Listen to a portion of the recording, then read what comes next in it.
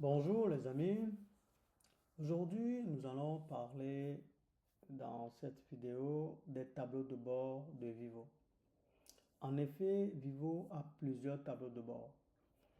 Le premier tableau de bord, ce qu'on voit quand on rentre, c'est le tableau de bord général. On a un tableau de bord pour les ventes, on a un autre tableau de bord pour WhatsApp, un autre pour Messenger et un autre pour les emails. Les autres pour email, Messenger et WhatsApp, c'est presque les mêmes choses. On voit le message envoyé, on voit le message reçu, on voit le message.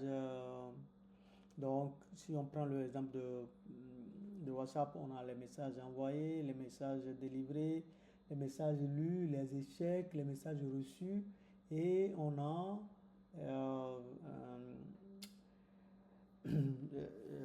ce graphique pour pouvoir parler, pour regarder comment les choses se sont passées. On a les derniers WhatsApp non lus et donc on peut faire les recherches. Là, je suis sur les 7 derniers jours, je peux voir le mois en cours, l'année en cours. Nous voyons que ça a changé. Le mois précédent, je peux aussi choisir si ce que j'ai mis, ce n'est pas ce que je veux. Je peux choisir la date de début et la date de fin et cliquer sur envoyer. Donc, si je veux mettre la date de début, c'est le format qu'il faut mettre. 2025, je mets par exemple 0101 au 2025. 2025, je vais voir ce qu'on a fait dans le premier semestre, 30 juin, et je vois ça. Donc, il me dit, donc le système a allé chercher tout ça et il m'a mis ce qu'il faut. Et donc, voilà, sur le premier semestre, nous avons envoyé 655 messages, 524 ont été délivrés. Bon, comme on le sait déjà, que Vivo, c'est le taux de délivrabilité des messages est excessif. Et donc, on a 159 messages reçus. Donc, ça, c'est le tableau de bord général pour les systèmes de messagerie, que ce soit, donc, on a la même chose pour Messenger, on a la même chose pour email.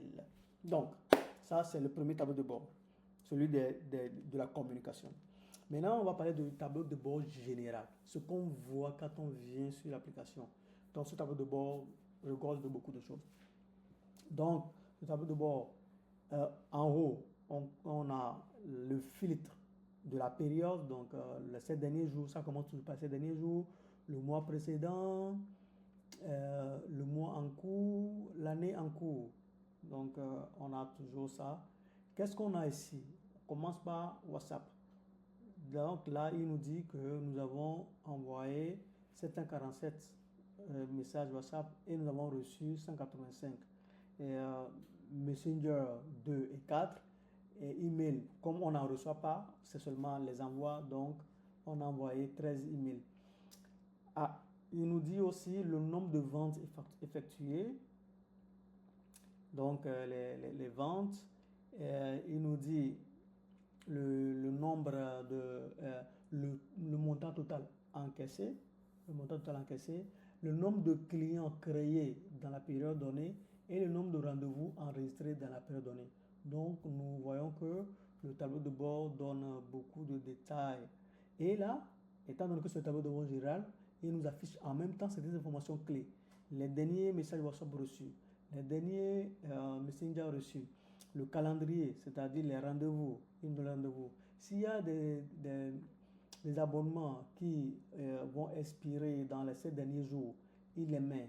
Comme ça nous saute aux yeux. S'il y a des paiements qui vont arriver dans les 7 derniers jours, il les met. Et s'il y a des paiements, des paiements qui sont en retard, il les met aussi.